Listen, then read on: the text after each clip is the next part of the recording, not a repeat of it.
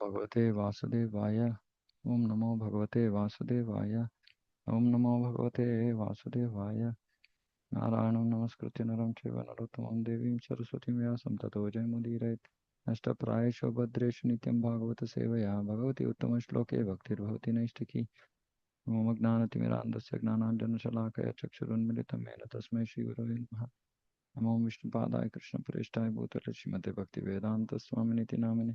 नमस्ते सारस्वती देवे गौरवाणी प्रचारिणे निर्विशेषशून्यवादी पाश्चात्यदेशतारिणे। जय श्री कृष्ण चैतन्य प्रभु नित्यानंद श्री अद्वैत गदाधर शिवासादि गौरभक्तवृंद। हरे कृष्ण कृष्ण कृष्ण हरे हरे, हरे राम राम राम हरे।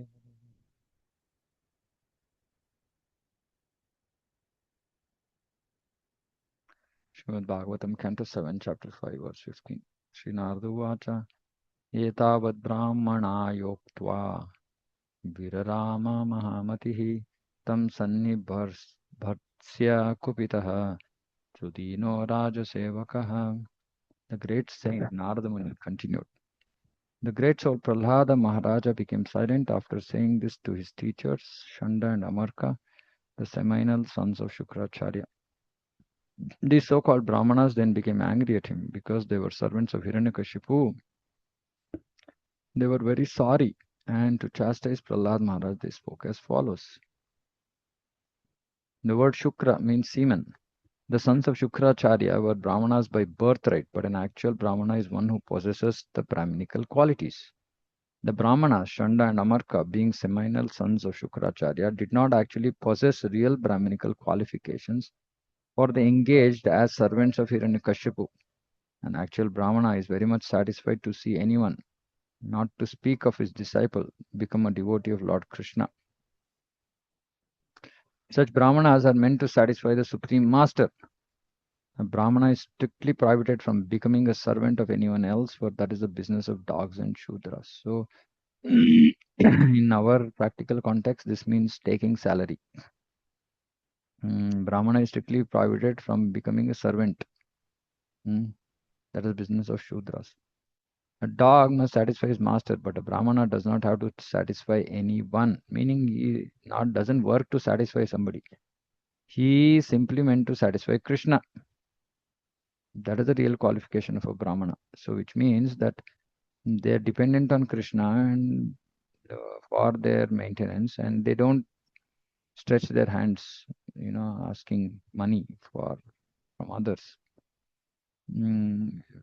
Said this before also. Even if they do some puja, etc., they don't put a tag to it saying that okay, this puja, this much money. In fact, real Brahmanas, they will ask the people who want to do the puja, etc., to get all the ingredients that is required. They'll give a list, and then they'll just come and do the puja, chant required mantras, etc., and then they will leave. And before leaving, if the Yajamana wants to give some dakshina, they will take that dakshina and go. That's all. That is a real Brahman. Because Shanda and Amarka were seminal Brahmanas and had become servants of such a master as Hiranyakashipu, they unnecessarily wanted to chastise Prahlad Maharaja. So we have to be very careful that we don't work for demons. Unfortunately, Kali Yuga is full of demons. So the only way we can purify ourselves is by offering results to Krishna as much as possible and making sure that we also avoid the association, the demoniac association as much as possible. That is also part of the surrender process. Anukulyasya sankalpa pratikulyasya vachana. Aniyatam are vetram asmakam ayashaskarah kulangarasya durbuddhe chaturthosyodito damaha. Oh, please bring me a stick.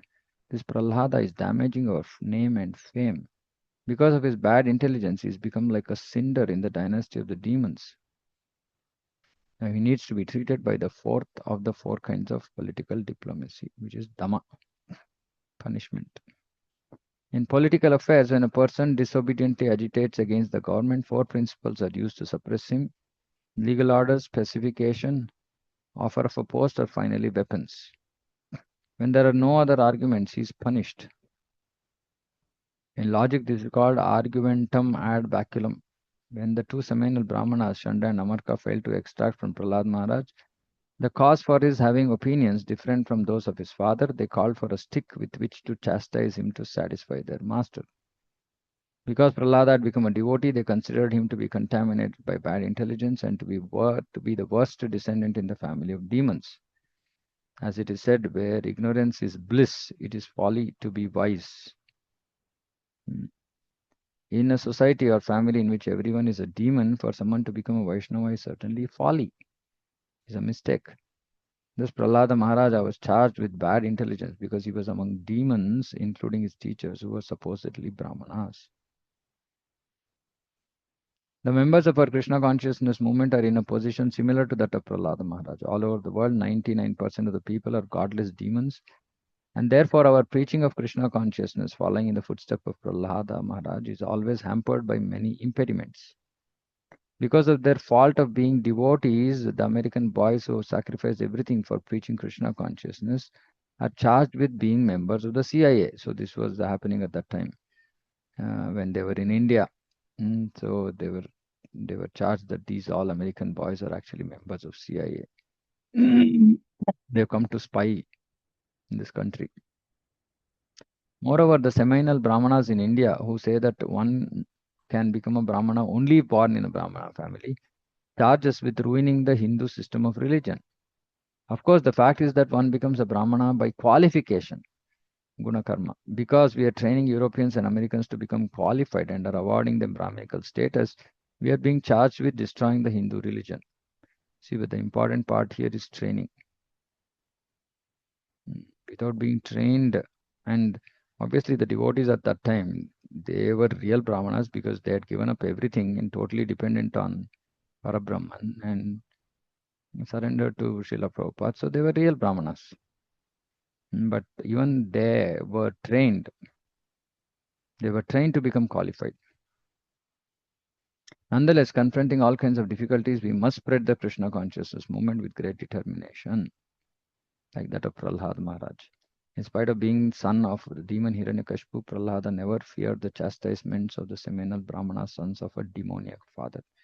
So we should not be afraid. So there will be opposition, challenges, etc. But we must spread the Krishna consciousness movement with great determination. Very, very important.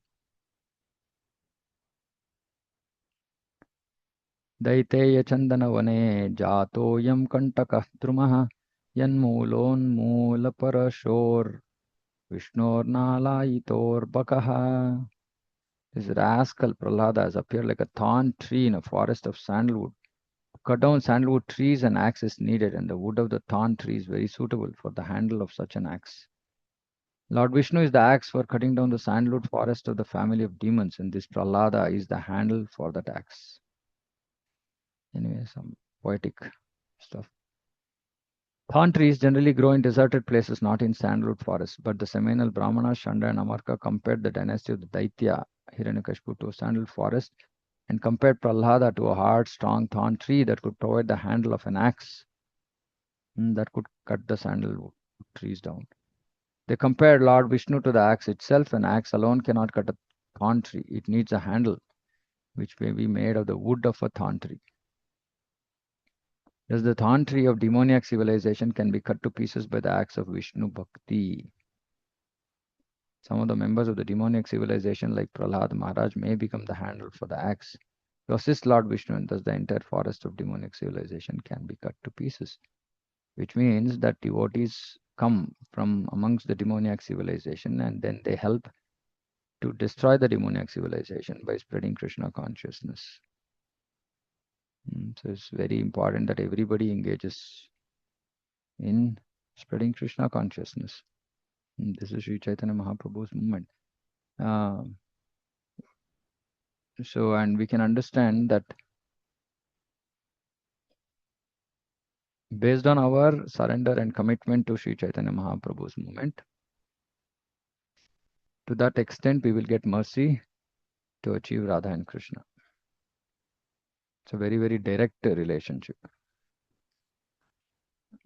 Sometime back, I had written to my Guru Maharaj about some questions that I had had, and his response was that just submit yourself to spreading Sri Chaitanya Mahaprabhu's movement.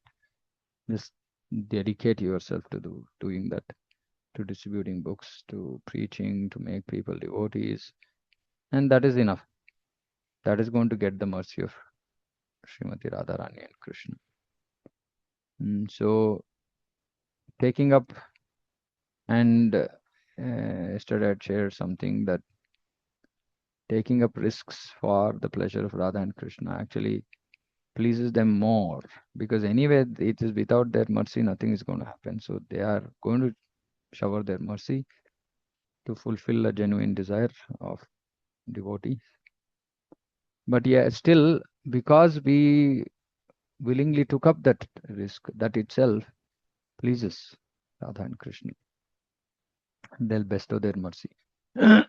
So we should be ready to take up big projects in Krishna consciousness. Like I keep saying, going out of our comfort zone. We should do that, and that directly pleases Chaitanya Mahaprabhu, pleases Prabhupada, the Acharyas, Chaitanya Mahaprabhu, and then Radha and Krishna. So otherwise, this demoniac civilization cannot be cut down. Iti tam vividhopayerbhishayam tarjanadibihi prarhadam grahayam asa trivargasyopapadanam.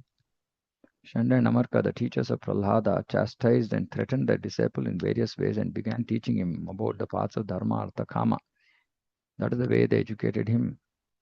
In this verse, the words Prarhadam Grahayam Asa are important. The words Grahayam Asa literally mean that they try to induce Prahlada to accept the paths of Dharma, Artha, Kama. People are generally preoccupied with these three concerns without interest in the path of Mukti or Moksha. Hiranyakashipu was simply interested in gold and sense enjoyment. Hiranya means gold, Kashipu means soft cushions and bedding, on which people enjoy sense gratification. The word Prahlada, however, refers to one who is always joyful in understanding Brahman. Prahlada means Prasanna Atma, always joyful. Prahlada was always joyful in worshipping the Lord, but in accordance with the instructions of Hiranyakashipu, the teachers were interested in teaching him about material things. Materialistic persons think that the path of religion is meant for improving their material conditions. That is the reason why they do dharma, so that they will get artha. And with artha, from artha, they can fulfill their kama. The materialist goes to a temple to worship many varieties of demigods just to receive some benediction to improve his material life. He goes to a sadhu or so-called swami to take advantage of an easy method for achieving material opulence.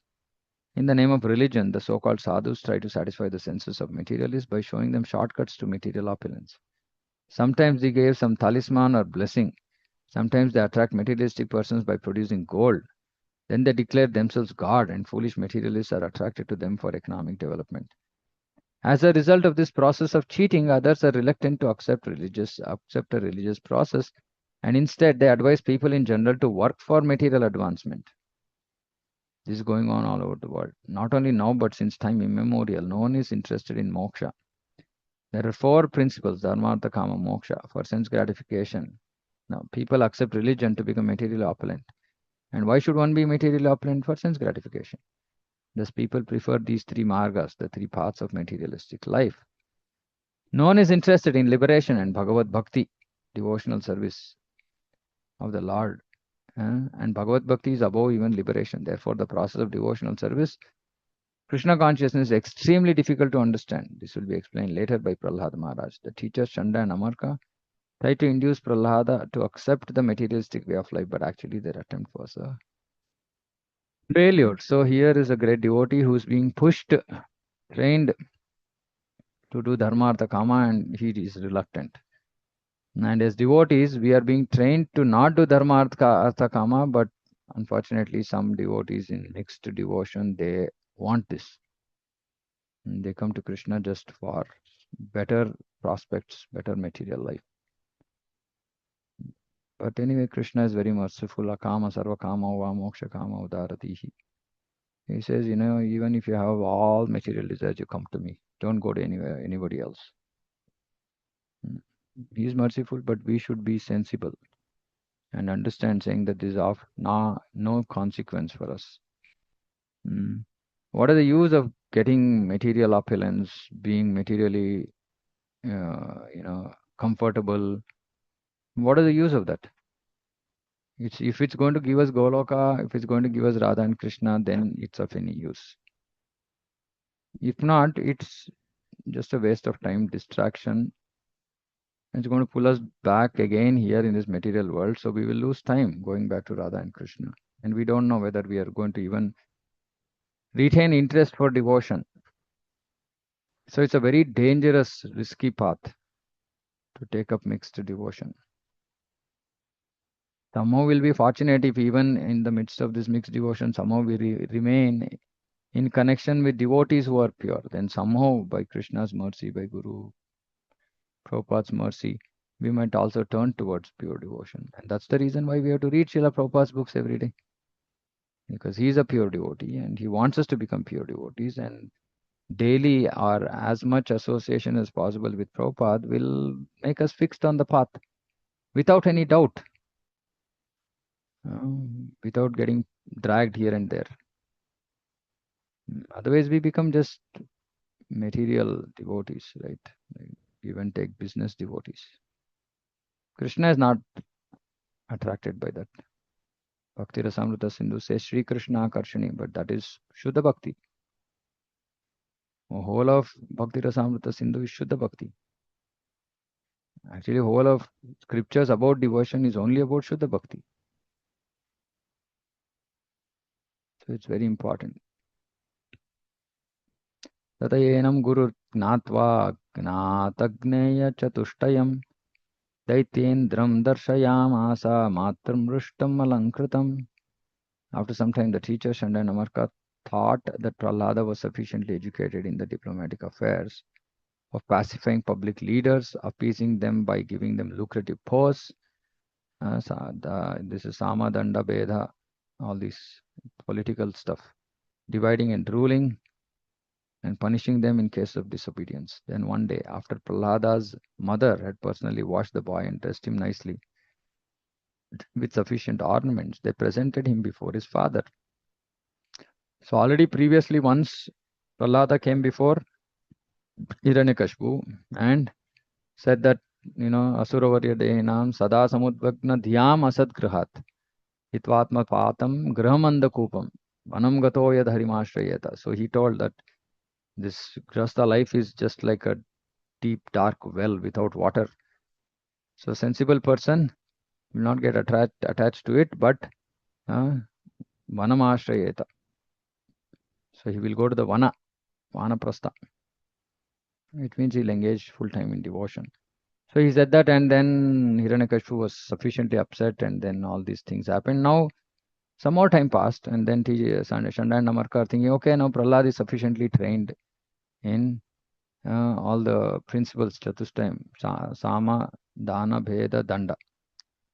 Sama is pacifying, Dana is giving money or some position, Bheda is divide and rule, and Danda punishment. So they taught all this, so they thought that, okay, now he is ready, so that, Hiranyakashipu can understand that we are teaching him and that he's learning these things. So hoping, they presented him before his father. It is essential for a student who is going to be a ruler or king to learn the four diplomatic principles. There is always rivalry between a king and his citizens. Therefore, when a citizen agitates the public against the king, the duty of the king is to call him and try to pacify him with sweet words, saying, "You're very important in the state. Why should you disturb the public with some new cause for agitation?" If the citizen is not pacified, then the king should then offer him some lucrative post as a governor or minister, any post that draws a high salary, so that he may be agreeable. If the enemy still goes on agitating the public, the king should try to create dissension in the enemy's camp. But if he still continues, the king should employ danda, severe punishment, by putting him in jail or placing him before a firing squad. The teachers appointed by Hiranyakashipu taught Prahlada how to be a diplomat so that he could rule over the citizens very nicely. पादयोपतितं बालं प्रतिनन्द्याशिषासुरः परिष्वज्य चिरं दोर्भ्यां परमाम् आपनिर्वृतिम्. When Hiranyakashipu saw that his child had fallen at his feet and was offering obeisances, as an affectionate father, he immediately began showering blessings upon the child and embraced him with both arms. A father naturally feels happy to embrace his son, and Hiranyakashipu became very happy in this way. Natural father-son process. आरोप्याङ्कम् अवग्राह्य मूर्धन्याश्रुकलाम्भुभिः आशिञ्चन् विकसद्वक्त्रम् idam aha Yudhishthira. Narada Muni continued, My dear King Yudhishthira, Hiranyakashipu seated Prahlada on his lap and began smelling his head. With affectionate tears gliding down from his eyes and moistening the child's smiling face, he spoke to the son as follows. If a child or disciple falls at the feet of the father or spiritual master, the superior responds by smelling the head of the subordinate. Hiranyakashipu Vacha Praradanuchatam tata swadhitam kinchiduttamam Kalenaitavata Yadashikshad Guror Bhavan. Hiranyakashipu said, My dear Prahlada, my dear son, O long-lived one. Just now he's saying, long-lived. Ayushman. Ayushman Bhava. For so much time you have heard many things from your teachers. Now please repeat to me whatever you think is the best of that knowledge. This verse, Hiranyakashipu inquires from his son what he has learned from his guru. Prahlada Maharaja's gurus were of two kinds, Chanda and Amarka, the sons of Shukracharya in the seminal disciplic succession, were the gurus appointed by his father. But his other guru was the exalted Narada Muni, who had instructed Prahlada when Prahlada was within the womb of the mother. Prahlada responded to the inquiry of his father with the instructions he had received from his spiritual master Narada. Thus, there was again a difference of opinion because Prahlada wanted to relate the best thing he had learned from his spiritual master, whereas Hiranyakashipu expected to hear about politics and diplomacy Prahlada had learned from Chanda and Amarka.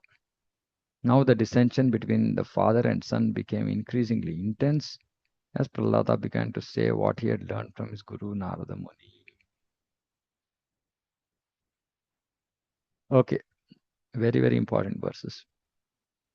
Shri Prahlada Uvacha Shravanam Kirtanam Vishnu Smaranam Pada Sevanam Archanam Vandanam Dasyam Sakyam Atmanivedanam Iti Pumsarpita Vishnu Bhaktischenanna Valakshana Kriyeta Bhagavatyadha Tanmanyedhitamuttamam. Prahlad Maharaj said, hearing, chanting about the transcendental holy name, form, qualities, paraphernalia, and pastimes of Lord Vishnu. Now there are 4 types of Shravanam Kirtanam. Nama, Rupa, Guna, Lila. So there is Nama Kirtan, Nama Shravan. There's Guna Kirtan, Guna Shravan. Rupa, Nama Rupa. Rupa Kirtan, Rupa Shravan. Hearing about the form, glorifying the form. Hearing about the qualities, glorifying the qualities. And then pastimes, Lila. Lila Shravanam, Lila Kirtanam. And then Smaranam. So what do we have to do? What is the process of devotion? Hearing about Krishna's holy name, form, qualities, pastimes, and then remembering them. So actually the process of Shravanam and Kirtanam and Japa is actually these 3 things. Hearing, chanting, remembering. Initially the focus is, chanting is a continuous process. Initially the focus is on hearing the chanting, and later as we make progress, it will result in remembering. So Japa is actually a process for Smaranam. But first, to get to that Smaranam, first we have to do Shravanam. Then we will do Smaranam. But this Smaranam has to be automatic. Now, how will that be automatic? It should become like a hyperlink. In software terminology. Hyperlink means that You click, see, this is a hyperlink, adhitam. Now, if I click this, it will go to show me, show meaning of adhitam, etc., etc. So as soon as we hear the word Krishna, our mind should be like clicking on Krishna, and suddenly, what all things we have heard about Krishna's holy name, form, qualities, pastimes have to come to the mind. This is Maranam. So, and once we do Shravanam Kirtanam, it doesn't end there. It actually translates into serving the lotus feet, which is practical service. So this is service of the mind. This is service of the body, mind and words, and this is service of the body. Offering the Lord respectful worship with 16 types of paraphernalia, archanam, offering praise to the Lord, vandanam, becoming servant, considering the Lord one's best friend, sakyam, dasyam, sakyam, and then atmanivedanam, surrendering everything unto him. In other words, serving him with mind, body, and words. That means there's no existence apart from him, separate from him. These 9 processes are accepted as pure devotional service. One who has dedicated his life to the service of Krishna through these 9 methods should be understood to be the most learned person, for he has acquired complete knowledge. So, we have to come to dedicate our life to the service of Krishna. And again, service of Krishna means all this. It is not just bodily service, it is mind and words also. So, mind means through japa, smaranam, words means kirtanam, preaching, and body is required engaging body in service of Krishna. When Prahlada was asked by his father to say something from whatever he had learned, he considered that what he had learned from his spiritual master was the best, whereas that he had learned about diplomacy was useless. Bhakti pareshanubhavo viraktiranyatra. This is a symptom of pure devotional service. A pure devotee is interested only in devotional service, not in material affairs. Now, this we have spoken. What is the symptom of progress is increased interest in devotion, reduced interest in material affairs. One increases, the other decreases naturally. Just like when we eat food, our hunger proportionately decreases. And this happens by simply a very sincere approach to bhakti, and predominantly Shravanam and Kirtanam, which is chanting and reading. If these 2 processes are done properly, automatically Vairagya develops. We lose interest in material affairs. To the extent we are not developed, that means that our chanting is not good. Simple, actually. The root cause is chanting, but for chanting to be good, it has to be on the basis of good Shravanam, hearing, reading. It's very important. Otherwise, our attachment to material affairs, our, anarthas, our material dealings. We are generally on the material platform. Deal with others on the material platform. All this is because our chanting and reading is not good quality. To execute devotional service, one should always engage in hearing and chanting about Krishna. Process of temple worship is called Archana. How to perform Archana will be explained herein. One should have complete faith in the words of Krishna, who says that he is the great well-wishing friend of everyone. A devotee considers Krishna the only friend. This is called Sakyam. Pumsarpita Vishnu. The word Pumsa means by all living entities. There are no distinctions permitting only a man or only a Brahmana to offer devotional service to the Lord. Everyone can do so. As confirmed in Bhagavad Gita, Striyo Vaishyas Tatha Shudras Tepi Yanti Param Gatin. The women Vaishyas and Shudras are considered less intelligent. They also can become devotees and return home back to Godhead. After performing sacrifices, sometimes a person engaged in fruitive activity customarily offers the results to Vishnu. This is just customary. Krishna Arpanamastu. But here it is said, Bhagavat Yadha, one must directly offer everything to Vishnu. Not as at the end, oh, I have done this sacrifice for myself, but anyway, let me offer it to Vishnu because without that I will not get the result.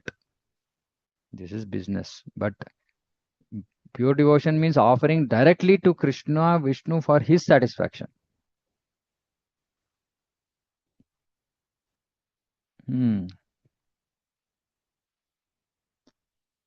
This is called sannyasa. A tridandi sannyasi carries three dandas signifying kaya, mana, mano, vakya. Kaya, mano, vakya. Kaya maybe, okay. Body, mind and words. All of these should be offered to Vishnu and then one can begin devotional service. Fruity workers first perform some pious activities and then formally or officially offer the results to Vishnu. Real devotee, however, first offers his surrender to Krishna with his body, mind, words, then uses his body, mind, words for service of Krishna as Krishna desires. Now, this is very, very important. Basically, first we offer ourselves to Krishna, we offer everything that we have to Krishna and use everything that Krishna has given in his service as Krishna desires. Srila Bhakti Siddhanta Saraswati Thakur gives the following explanation in his Tathya. The word Shravana refers to giving oral reception to the holy name and descriptions of the Lord's form, qualities, entourage, and pastimes. As explained in Srimad Bhagavatam, Bhagavad Gita, and similar authorized scriptures. After orally receiving such messages, one should memorize these vibrations and repeat them. Meaning, we hear, then we have to somehow memorize and repeat. Now, this memorize is not parrot-like memorization. This memorization automatically happens by practical application. Meaning, we hear something, then we apply that in our life, then it becomes second nature. So, we remember and we will repeat them.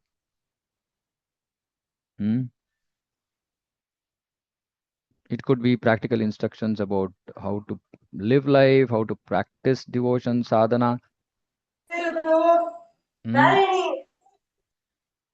Okay, what is Narayani doing? Somebody is shouting at her. Okay, so so we must memorize these vibrations and repeat them. Smaranam means trying to understand more and more about the Supreme Lord. And Pada Sevanam means engaging oneself in serving the lotus feet of the Lord according to time and circumstances. Of course, we can't decide time and circumstances. Acharyas decide. Archanam means worshipping Lord Vishnu as one does in the temple, and Vandanam means offering respectful obeisances. Manmana bhavamad bhakto madhyajimam namaskuru. Vandanam means namaskuru, offering obeisances or offering prayers. Thinking oneself to be Nitya Krishna Das, everlastingly a servant of Krishna. It's called Dasyam. Sakhyam means being a well-wisher of Krishna. Well-wisher of Krishna. Krishna wants everyone to surrender unto him because everyone is constitutionally his servant. Therefore, as a sincere friend of Krishna, one should preach this philosophy, requesting everyone to surrender unto Krishna. See, this is well-wisher of Krishna. Preaching. That's why it's so dear to Krishna, like he says in Bhagavad Gita. Atmanivedanam means offering Krishna everything, including one's body, mind, intelligence, and whatever one may possess. It's very, very difficult. We don't think that everything belongs to Krishna. We think that it belongs to us, and how much ever we want, we will give to Krishna. But this is not Atmanivedanam. If all devotees come to the stage of Atmanivedanam, then it's Vaikuntha. And I keep thinking, if everybody can do this, so many projects that ISKCON wants to do can happen so easily. And my consciousness is fixed on the temple in Holimau. And I think that if everybody can offer practically whatever one may possess, how difficult is it to do a project like this, a service for Krishna, loving service to Krishna? Yeah, but not everybody is at that stage, so that's a challenge, right? Those who have 500 also want to give 50. Those who have 50 also want to give 50. Now, the ones who have 50 and want to give 50 are Atmaniveda stage. Those who have 500 and want to give 50 are still not there. They're still Not, they don't have faith in Krishna, so they think that whatever they have is for their future. So such devotees can't do Atma Nivedana. Anyway, it takes time. This is spiritual maturity. So we can't expect everybody to come to this stage. One sincere endeavor to perform these 9 processes of devotional service is technically called bhakti. The word adha means directly. One should not be like karmis who perform pious activities and then formally offer results to Krishna. This is karma kanda. One should not aspire for the results of his pious activities, but should dedicate oneself fully and then act piously. Hmm. Should not aspire for results. We just do it because Krishna is pleased by that. So this kind of life Krishna appreciates. So we want to live like that. That's all. In other words, one should act for the satisfaction of Vishnu, not for the satisfaction of his own senses. Hmm. That is the meaning of the word Anya Vilashita Shunyam Jnana Karmadhyana Avatam Anukulena Krishna Anushilanam Bhakti Uttama. One should render transcendental loving service. Please note, Bhaktir Uttama. Bhakti is translated as transcendental loving service. Supreme Lord Krishna favorably and without desire for material profit or gain. Without desire. That is called pure devotion. One should simply satisfy Krishna without being influenced by fruitive knowledge or fruitive activity. The Gopala Thapani Upanishad says that the word bhakti means engagement in devotional service of the Supreme Lord, not of anyone else. The Upanishad describes that bhakti is the offering of devotional service unto the Supreme Lord. To perform devotional service, one should be relieved of the bodily conception of life and aspirations to be happy through elevation to the higher planetary systems and, of course, even material so-called opulence. See, this is devotional service. Otherwise, it's not even called devotional service. Of course, might be called mixture of bhakti, but actually it is not bhakti. Bhakti means pure. In other words, work performed simply for the satisfaction of the Supreme Lord without any desire is called bhakti. Bhakti is also called nishkarma, freedom from results of fruitive activity. Bhakti and nishkarma are on the same platform, although devotional service and fruitive activity appear almost the same. The 9 different processes enunciated by Prahlada, who learned from Narada Muni, may not all be required for execution of devotional service. If a devotee performs only one of these 9 without deviation, he can attain the mercy of the Supreme Lord. Sometimes it is found that when one performs one of the processes, other processes are mixed with it. That is not improper for a devotee. When a devotee executes any one of the 9 processes, this is sufficient. The other 8 processes are included. Now let us discuss these 9 different processes. So this is very important. I think maybe we'll stop here because this is going to take a long time. So we will discuss these 9 Navavidha Bhakti in more detail. So we will stop here. If anybody has any questions, comments, and tomorrow we will not be having our session, so we will do on Monday. Any questions, comments for whatever we studied today?